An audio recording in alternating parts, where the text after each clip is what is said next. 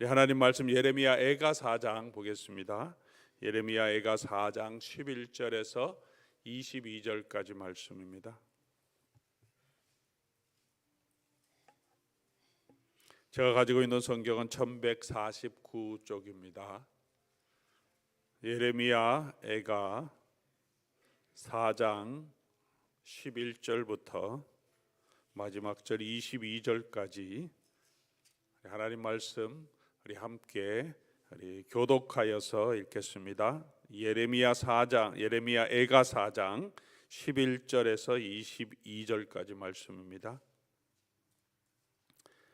여호와께서 그의 분을 내시며 그의 맹렬한 진노를 쏟으시며 시온에 불을 지르사 그 틀을 사르셨도다.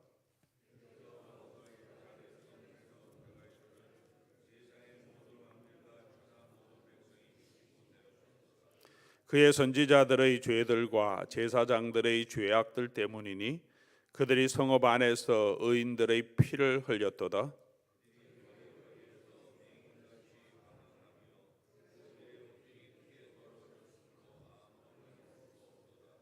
사람들이 그들에게 외쳐 이르기를 저리 가라 부정하다 저리 가라 저리 가라 만지지 말라 하였으며 그들이 도망하여 방황할 때 이방인들이 말하기를 그들이 다시는 여기서 살지 못하리라 하였도다.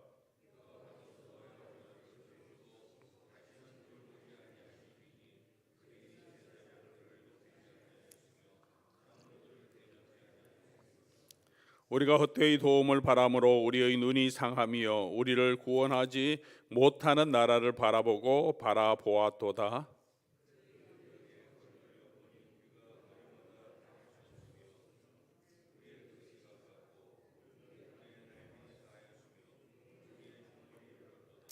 우리는 뒤쫓는 자들이 하늘의 독수리들보다 빠르며 산 꼭대기까지도 뒤쫓으며 광야에서도 우리를 잡으려고 매복하였도다.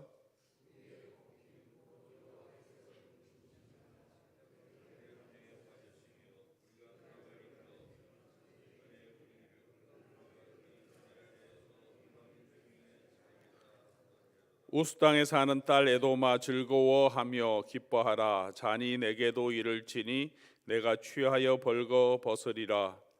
딸 시온아 내 죄악의 형벌이 다하였으니 주께서 다시는 너로 사로잡혀 가지 아니하게 하시리로다. 딸 에도마 주께서 내 죄악을 벌하시며 내 허물을 드러내시리로다. 아멘. 같이 한번 기도하겠습니다. 좋으신 아버지 하나님 감사합니다. 오늘도 우리가 주를 사모하는 마음으로 주의 은혜를 사모하는 마음으로 이 새벽 시간 아버지 하나님 앞으로 나아왔습니다. 우리의 영혼을 다시 주의 은혜로 주의 말씀으로 소생시키시고 우리의 걸음을 인도하여 주시옵소서. 하나님 오늘도 성령께서 이 시간 이 말씀을 통해서 우리 각자 심령 가운데 역사해 주셔서 우리를 향하신 하나님의 뜻을 알게 하시고 내게 주시는 그 말씀 붙들고 그 말씀을 마음에 품고 아멘으로 응답하며 그 말씀대로 살아갈 수 있도록 나의 몸과 나의 마음을 붙들어 능력 있게 행하게 하옵소서. 오늘도 주의 은혜를 사모합니다.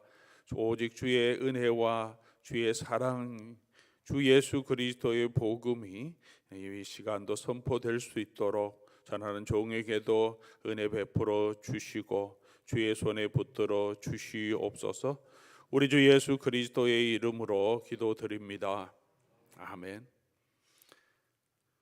저희가 계속해서 예레미야 애가를 묵상하고 있고요. 오늘은 4장 마지막 부분을 묵상합니다. 내일 주일은 5장을 함께 살펴보며 예레미야 애가의 묵상을 우리 마무리하려고 합니다. 오늘 4장은 또 1절부터 슬프다라고 노래하며 시작합니다.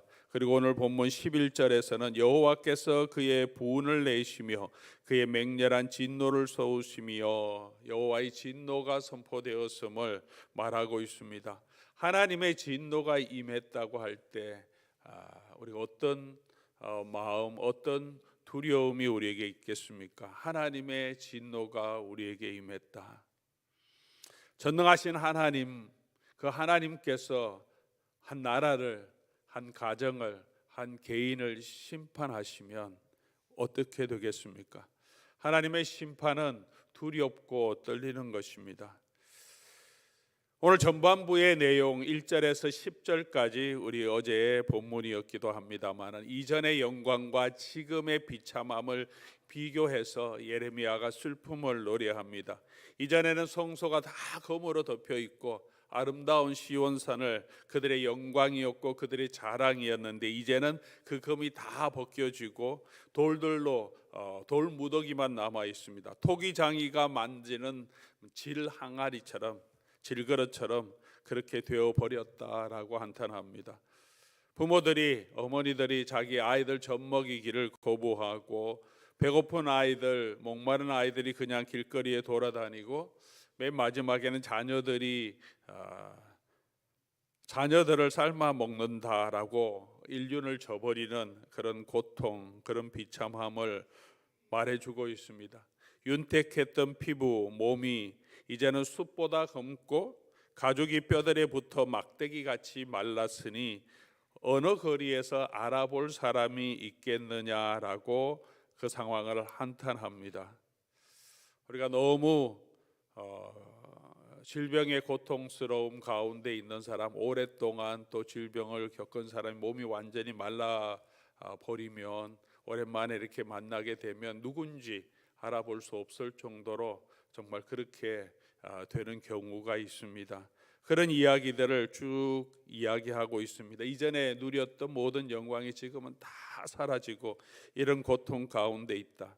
영광이 아니었어도 그냥 예전에 평범하게 가족들과 함께 먹고 마시며 살았던 그 삶도 이제 지금 보면 그것도 은혜였다는 것을 알게 되겠죠. 현재의 고난이 너무나 크기 때문에 그렇습니다. 이 모든 고난이 하나님의 진노하심 때문이다. 하나님께서 그 백성에게 분을 내심 때문이라고 말하고 있습니다. 죄의 결과가 얼마나 무서운지를 오늘 본문은 이스라엘과 유다의 역사를 통하여서 우리에게 분명하게, 그의 백성에게 분명하게 다시 보여주고 있는 거죠. 그토록 하나님께서 돌아오라고 말씀하셨고 율법에 명시되어 있음에도 불구하고 선지자들 보내서 계속해서 또 말씀하시고 또 말씀하심에도 불구하고 하나님을 떠나서 우상을 숭배한, 자기 편한 대로 자기 즐거움을 따라 살았던 그 백성에게 임한 것입니다. 그 삶의 현실입니다. 그렇게 이 예가는 기록되어서 포로 후 세대에게 전해지고 그들도 읽게 되었습니다. 포로 후 세대에게도 이런 경험을 통해서 그들이 어떻게 살아야 하고 어떤 것이 참 축복의 길인지를 보여주는 것입니다. 너희들은 어떻게 살아갈래? 라고 질문하고 있는 본문일 것이라고 생각합니다. 오늘 우리에게도 분명하게 이 말씀은 적용되겠죠. 그러면 너희들은, 신약성 시대에 살고 있는 우리들은 어떻게 살아갈래? 라고 질문하고 있습니다. 하나님을 경외하지 않고 하나님의 영광을 돌리지 않는다고 사도 바울은 그 시대의 사람들을 평가합니다. 로마서 1장 21절의 말씀이죠. 하나님을 알되 하나님을 영화롭게도 아니하며 감사하지도 아니하며 오히려 생각이 허망하여지며 미련한 마음이 어두워졌나니. 오늘 이 시대의 흐름을, 이 세상에 살아가고 있는 문화의 흐름을 우리가 살펴보면 그렇습니다. 하나님이 있다는 것들, 창조주가 있다는 것들 우리가 인식하는 사람은 많지만 그 하나님을 영화롭게 하고 그 하나님께 감사하는 그런 마음은 많이 없습니다. 22절 23절에는 스스로 지혜 있다 하면서 사람이 얼마나 자기가 지혜 있다고 생각합니까? 하나님의 지혜를, 모든 만물을 창조하신 하나님의 뜻을 찾기보다 스스로 지혜 있다 하고 우리가 경험해서, 우리가 실험해서 과학적인 우리의 지식을 가지고 알 수 있는 것들만이 진리라고 우리는 생각합니다. 스스로 지혜 있다 하면서 짐승과 걸어다니는 동물 모양으로 우상을 만들어 섬기는 자들, 인류의 역사 동안 계속 이어왔던 것입니다. 사람이 그렇게 지혜 있다고 하면서도 짐승의 모양을 만들어 놓고 그것이 신이라고 그 앞에 절하며 그것이 내게 복을 줄 것이라고 생각합니다. 지금도 짐승의 모양을 만들어 놓고 우상을 숭배하지 않지만 이 땅의 것들을, 우리 마음의 우상들을 만들어 놓고 그것이 나에게 복을 줄 것인 것처럼 생각하면서 그렇게 살아갑니다. 어떻게 보면 너무 사람이 참 만물의 영장이고 똑똑하고 지혜로운 것 같지만 또 어떻게 보면 생각이 얼마나 어둡고 허망한지 모릅니다. 그렇게 살아가는 사람들을 하나님께서 그대로 그의 마음의 정욕대로 서로 내어버려 두사 그의 몸을 서로 욕되게 하고 순리대로 쓸 것을 바꾸어 영리로 쓰게 하고 남자들도 서로를 향하여 음욕이 불붙듯 하며 남자가 남자와 더불어 부끄러운 일을 행하여 그들의 그릇됨에 상당한 보응을 받았다라고 바울 시대에도 이야기하고 있습니다.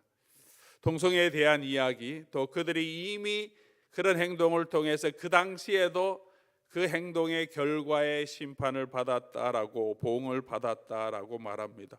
오늘 이 시대에도 그렇게 남자가 남자를 향하여 여자가 여자를 향하여 순리대로 쓸 것을 바꾸어서 영리로 그렇게 사용하는, 또 해야 된다고 주장하는 많은 주장들도 있습니다. 그 당시에만 그런 것이 아니라 오늘 시대에도 우리가 하나님을 경외하지 않고 사람들이 생각이 허망하여져서 그 죄 가운데 살아가고 있는 모습을 우리는 보게 됩니다. 그런 모든 행동에 대해서 분명하게 하나님이 심판하신다고 말합니다. 동성애뿐만이 아닙니다. 29절부터 32절까지 사도 바울은 그런 것뿐만이 아니라 모든 불의, 추악, 탐욕, 악의 시기, 살인, 분쟁, 악독이 가득한 것, 수근수근하는 것, 비방하는 것, 하나님 미워하고 능욕하고 교만하고 자랑하는 악을 도모하고 부모를 거역하고 기타 등등, 이 모든 것들은 하나님의 나라를, 이렇게 행하는 자들은 하나님의 나라를, 기업을 얻지 못할 것을 알면서도 계속 이런 곳에 행하고 있다라고 말합니다. 사랑하는 교우 여러분, 동성애만이 죄가 아닙니다. 동성애만 심판받는 것이 아니고 불의, 추악, 악독, 수근수근 되는 것, 음욕, 우상 숭배, 이 모든 것들은 다 하나님께서 하나님의 나라의 기업으로 얻지 이런 것들을 계속해서 행하는 사람, 하나님의 심판을 받게 될 것이라고 말합니다. 그리고 2장에 들어가서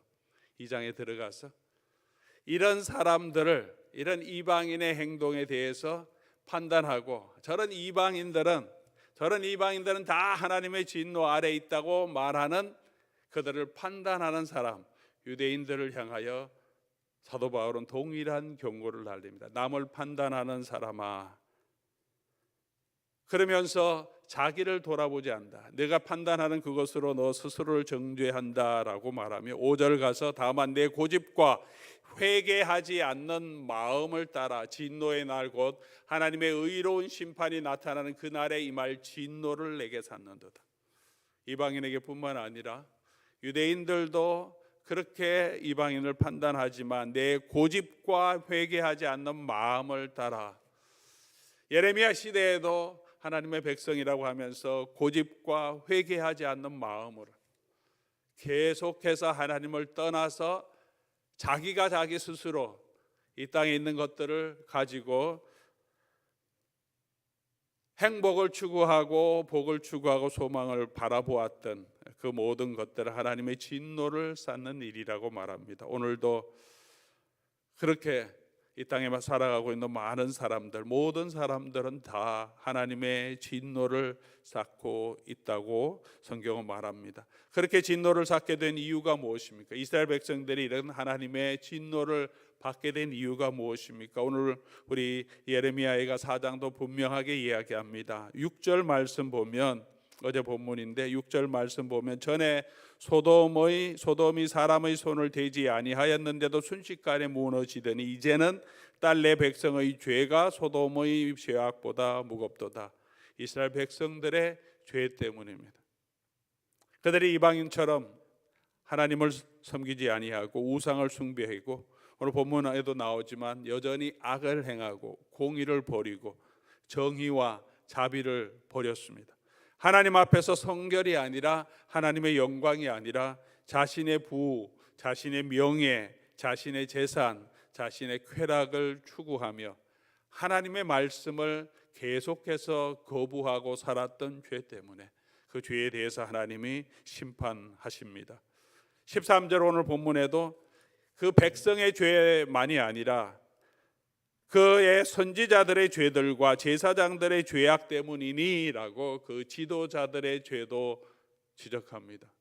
하나님께서 선지자를 보내 세우시고 제사장을 세우신 것은 그 백성이 하나님을 섬기도록 하나님의 말씀을 선포하고, 제사장 그 백성에게 하나님 말씀을 가르쳐야 할 사명이 있음에도 불구하고 사람들이 좋아하는 메시지를 전하는 거짓 선지자들이 많이 있었습니다. 사람들을 위해서 그들의 필요를 채워주는 제사장들이 있었습니다. 산당에서 제사장 노릇하고 있는 사람들도 많았습니다. 이 모든 것의 배경은 17절에 이렇게 얘기합니다. 우리가 헛되이 도움을 바람으로 우리의 눈이 상하며 우리를 구원하지 못할 나라들을 바라보고 바라보았다. 헛된 것에 소망을 두었다. 가장 근본적인, 그 백성들도 그 지도자들도 모두 헛된 것을 바라보았다. 그에게 도움이 주지 않을 그 것들을 의지했다라고 말합니다.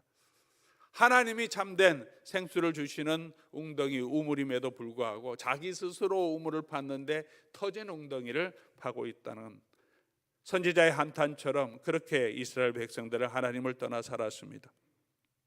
여러분, 신기루가 무엇인지 아십니까? 신기루 아시죠?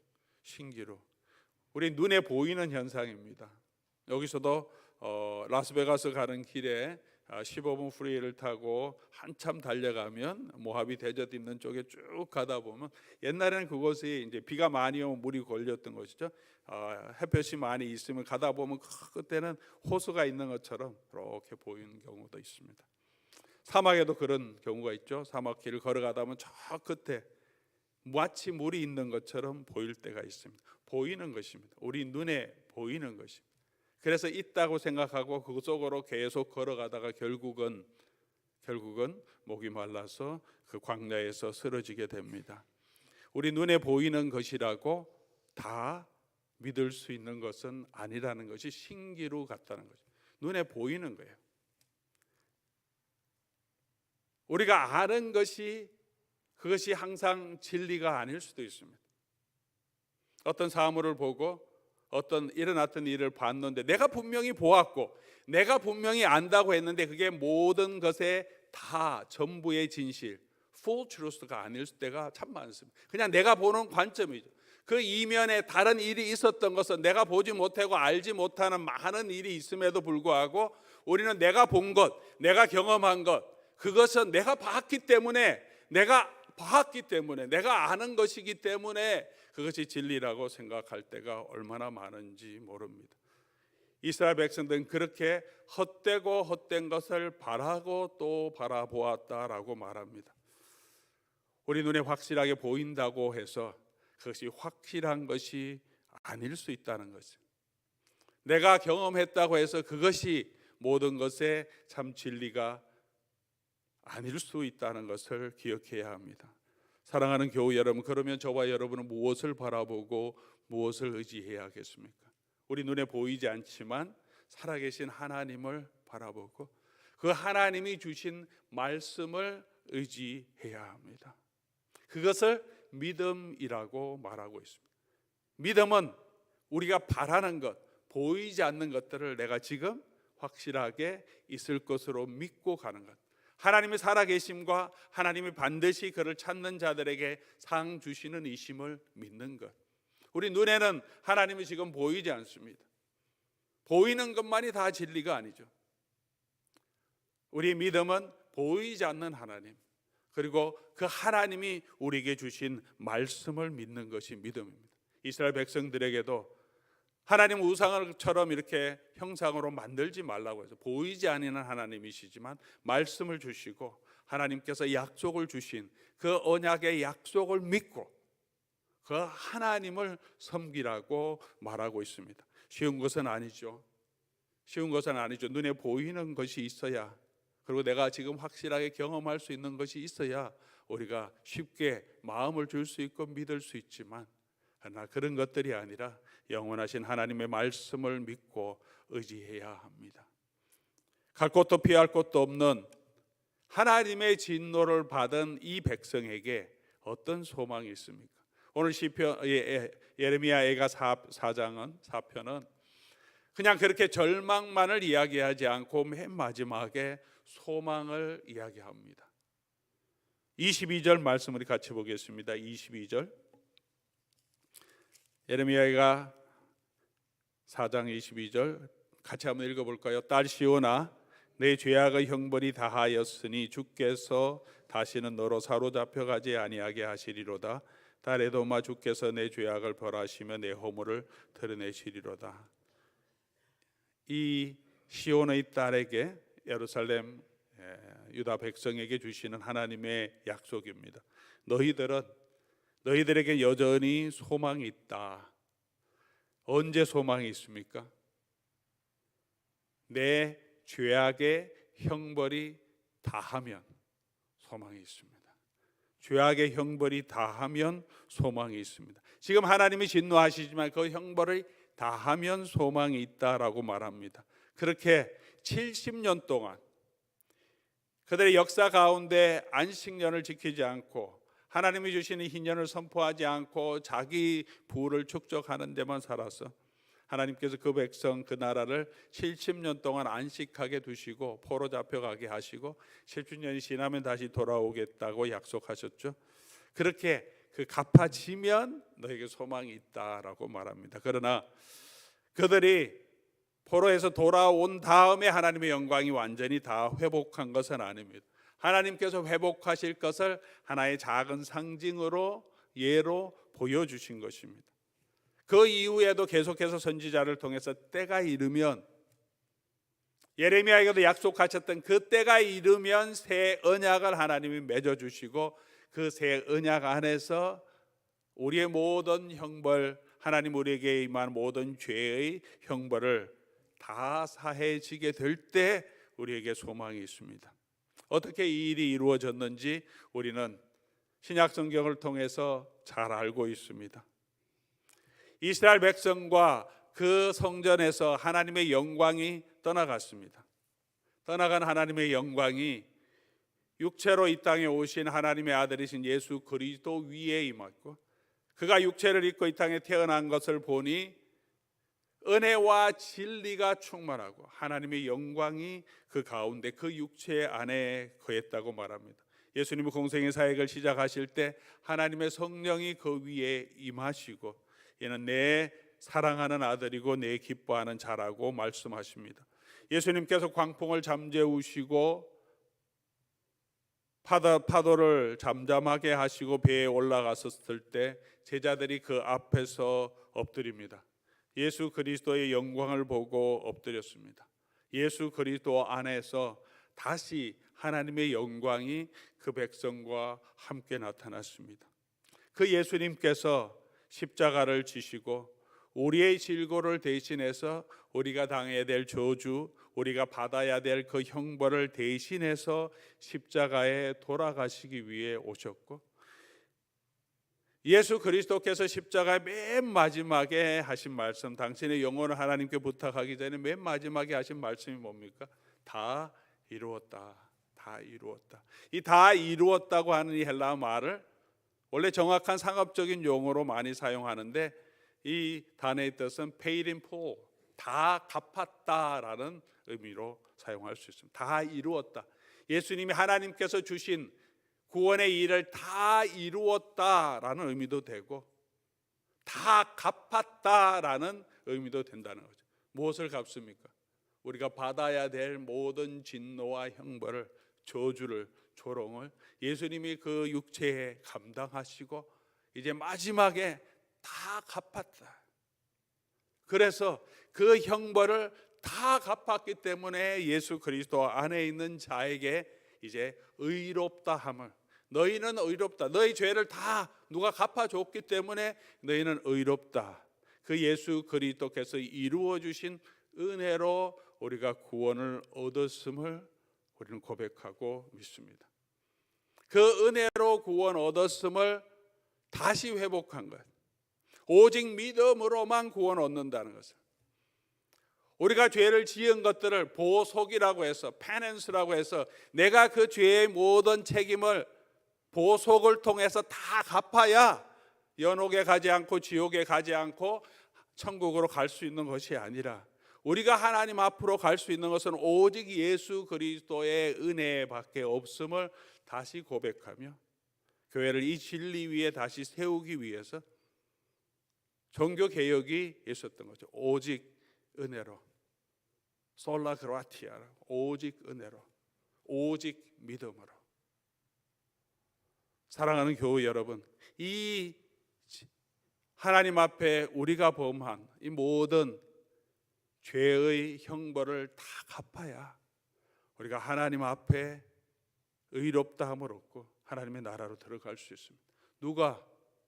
누가 하나님 앞에 설 수 있습니까? 누가 하나님의 축복으로 하나님의 은혜의 자리로 들어갈 수 있습니까? 모든 사람이 다 죄를 범했고 하나님의 진노 아래 있을 수밖에 없는 그 현실 가운데서, 그래서 예수 그리스도께서 이 땅에 오셨습니다. 그래서 우리는 오직 예수 그리스도만으로, 예수 그리스도를 믿음으로만 구원을 얻을 수 있다고 말하는 것입니다. 기독교가 다른 종교를 인정하지 않는 배타적인 종교라서가 아니라 기독교 성경의 가르침의 핵심이기 때문에 그렇습니다. 이것이 구원의 길이기 때문에 그렇습니다. 오직 예수 그리스도로 외에 다른 이름으로는 구원 얻을 수 있는 방법이 없습니다. 우리의 죄를 다 사할 수 있는, 우리가 지은 모든 죄의 형벌을 우리가 다 감당할 수 있는 사람이 없기 때문에 그렇습니다.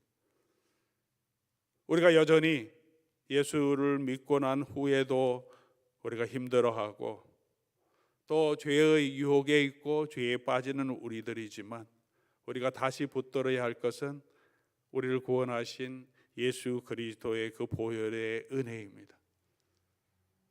그 보혈의 은혜를 의지하고 우리가 우리의 죄를 고백하면 주께서는 미쁘시고 의로우사 우리의 모든 죄를 사해 주십니다.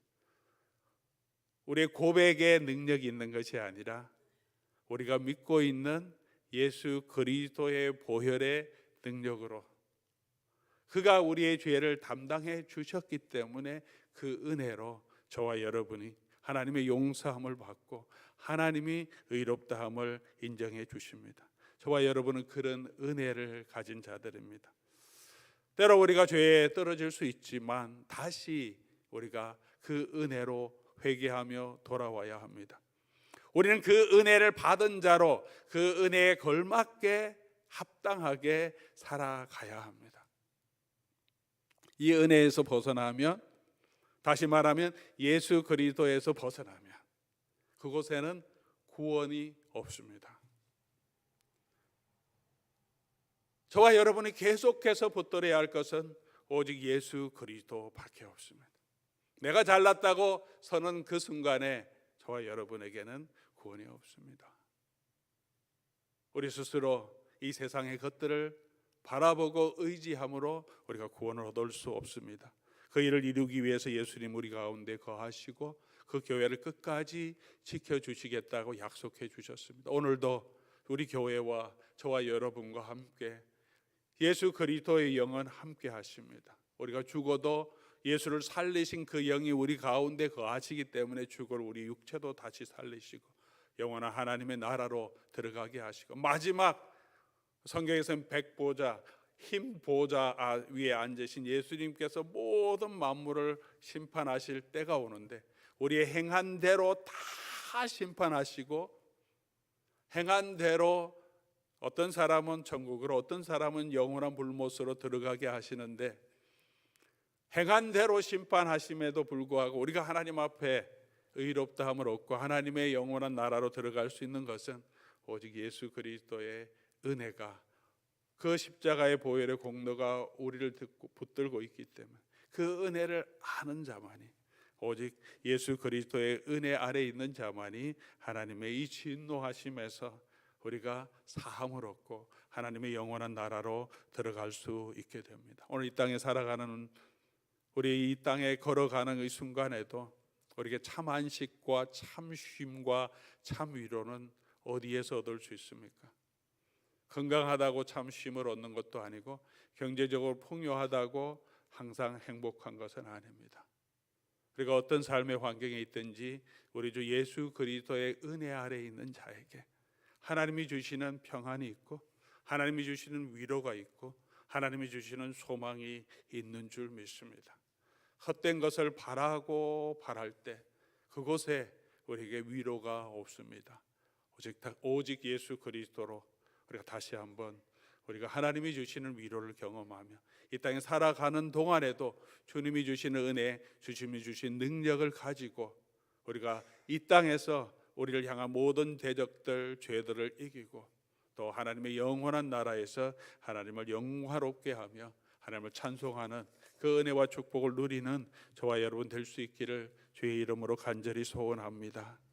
오직 예수님이 우리의 힘이고 우리의 삶의 이유이심을 우리가 다시 한번 고백하며 나가면 좋겠습니다.